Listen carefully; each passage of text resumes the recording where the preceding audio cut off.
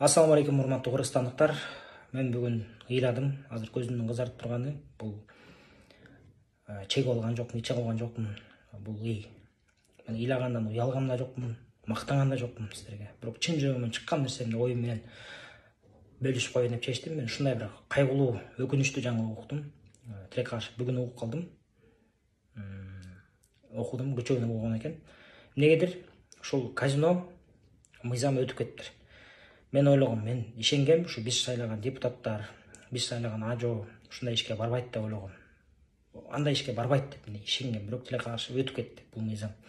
Эми макул.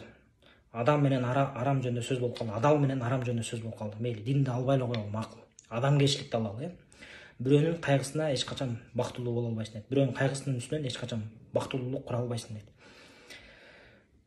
Макул, ошо чет өлкөдөн келген адамдар, биздин казино ойной турган адамдар, чет өлкөлүк болсун, мага эмектүү капыр болсун, макул. Алар келип акчасын чыштап, ошолор уттуруп кетип атат дейли. Ошолордун акчасы дейли. Бирок эч качан бирөөнүн кайгысынын үстүнө эч качан бактылуу боло албайсың.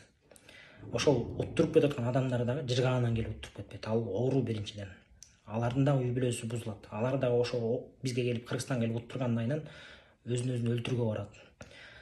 Үй бүлөсүнөн ажыраганга барат, инвалид болгонго чейин барат. Алар ошо бизге таштаган акчасын бизге, мамлекетке бата берип, ушул акча менен өлкөңөр өнүгүп кетсин деп бербейт, каргап берет бизди.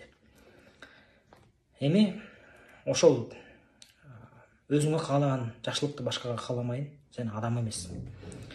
Сен өзүңө каалабаган жамандыкты бирөөгө кааласаң да адам эмессиң да.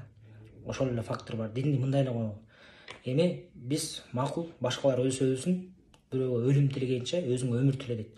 Башкалар утулса утулсун, башкалар кайгырса кайгырсын, бирок биздин мамлекет өнүксүн. Ал биздин мамлекет деп, биз мамлекет киреш алып келели деп атабыз.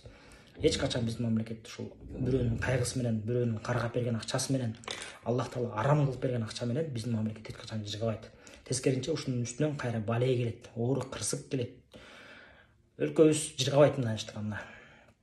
Себеби дегенде, адал нерсе менен арам нерсе бул Аллах Таала бизге өзү каалап эле адам, мол адал, мол арам деп койгон жок. Бул нерсени адал деген түшүнүп коюңуздар туугандар. Адал бул Аллах Таала уруксат берген нерсе. Адал деген нерсе мындай да. Адал сенин жан дүйнөңө, сенин денеңе, сенин руханиятыңа, акыл эсиңе, сенин айлана чөйрөңө, адам баласына, адамзатка, жаныбарларга, жаратылышка зыян келтирбей турган нерсенин баардыгы адал. Аллах Таала уруксат кылган. Арам деген нерсе сенин ден соолугуңа, акылыңа, жан дүйнөңө, тегерекчетиңе, башка адамдарга, жаныбарларга, жаратылышка зыян келтирген нерсенин баардыгы арам. Айырмасы ушул эле. Бул ислам дининде эмес. Бул бүткүл адамзаттын жашоосундагы мыйзам. Ошондуктан бирөөнүн кайгысы менен, бирөөнүн каргап шилеп берген акчасы менен биз мамлекет карызынан кутулуп, башка бирөөлөргө айлык бергенибиз жакшы эмес. Ишенген кожом сен болсоң алдынан калгарма болду. Бул жакта биз шайлаган депутаттар. Буга биз өзүбүз күнөөлүүбүз. Албетте биз бирөөнү күнөөкөрү кылбай эле коелу. Өзүбүз шайлаганбыз. Өзүбүз демек жакшылуу, бактылуу жашоого татыктуу эмес экенбиз. Кудайга шүгүр, биз кичинекей мамлекетпиз. 6.700.000 адамыбыз бар экен азыркы учурда. Кичинекей мамлекетпиз. Дагы жакшы, эркин болуп жашап келатабыз. Бирок Аллах Таала берген нерсесин кайра алып койгонду унутпасын. Унутпайлы. Аллах Таала бизге бактылуулук берип атпайбы? Алып да коюшу мүмкүн. Эмненин айынан? Аллах Таалага шүгүр кылбаганын айынан. Анын айткан мыйзамдарын аткарбаганын айынан. Ошондуктан туугандар, дин жагын алып эле адамгерчилик жагын алганда дагы биз туура эмес кылдык. Биздин мамлекет туура эмес кылды. Эми ушунун артынан азап келет. Эми мен жеке өзүм үчүн Кудайдын астына жооп бергенден корком. Корком, чындап корком. Мен өзүм үчүн жооп бере аламбы же жооп бере албаймбы? Үй бүлөм үчүн тем более жооп бере аламбы, жооп бере албаймбы? Башка адам, башка аял, менин аялым бул башка адам да, мисалы үчүн. Мен өзүм үчүн жооп бериш мүмкүн, бирок аялым үчүн жооп бериш кыйын. Бала чакам үчүн жооп бериш кыйын. А бул жакта силер 6.700.000 адамдын жоопкерчилигин мойнуңарга алып туруп, шайлап өткөзүп берип койдуңар. Буну тас келгенсиң. Силер тетиги капырлар үчүн да жооп бересиңер. Ошону эстен чыгарбагыла. Өлүм башыбызга келет, баарыбыздын башыбызга. Бизге чейин миңдеген кыйын адамдар болгон, батырлар болгон, бандиттер болгон, хандар болгон, бүт баары өлдү. Тарыхты карайлы. Бир да адам өмүргө төлөккө чыган адам болду элек. Биз да өлөбүз, силер да өлөсүңөр. Ошону унутпагыла. Жооп бере алам. Бирок али дагы адам өлүп калганга чейин кеч эмес. Мамлекет жок болуп кеткенге чейин кеч эмес. Эсиң барда этегиңди жый дейт. Урматтуу бийлик башындагылар. Эсиңерди жыйып, акылыңар болсо, Кудайдан корксоңор, өлөрүңөрдү унутуп билсеңер, өлүм чындык. Өлүмдү эч ким жеңген эмес. Силерден да кыйындар өткөн. Силерден да укмуштуулар өткөн. Хандар өткөн, байлар өткөн, манаттар өткөн, баары жер астында. Биз дагы силер дагы жер астына киребиз. Ошону унутпагыла. Эч качан кеч эмес, азыр дагы ушул кылган иштерди оңдоп койсо болот. Али дагы убакыт бар. Ошондуктан мен ишенем, ниетим бар дагы. Балким кайра карайсыңар. Балким кайра ушул мыйзамды өзгөртөсүңөр. Унчукпай койсок болот, ооба. Унчукпай койсок деле болот.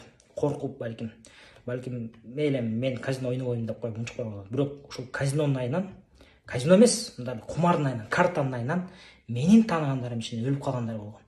Менин тааныгандарым ичинен үй бүлөсүнөн ажырап калгандар болгон. Менин тааныгандарым ичинен. Бирок элди алганда андайлар көп. Ошондуктан жакшылык алып барбайт. Тем более Акылбек Жапаров мырза да айтып кетиптир. Мыйзам туруп мыйзамсыз казинолор иштеп атканда, мыйзам уруксат бергенден кийинкисин андай эмне болорун ким билет. Ошондуктан азыр да кеч эмес. Дагы бир жолу ойлонолу туугандар. Мен адамгерчилик позициямды айтып коеюн дедим. Адамгерчилик оюм менен акымды Алланын астына берип коеюн дедим.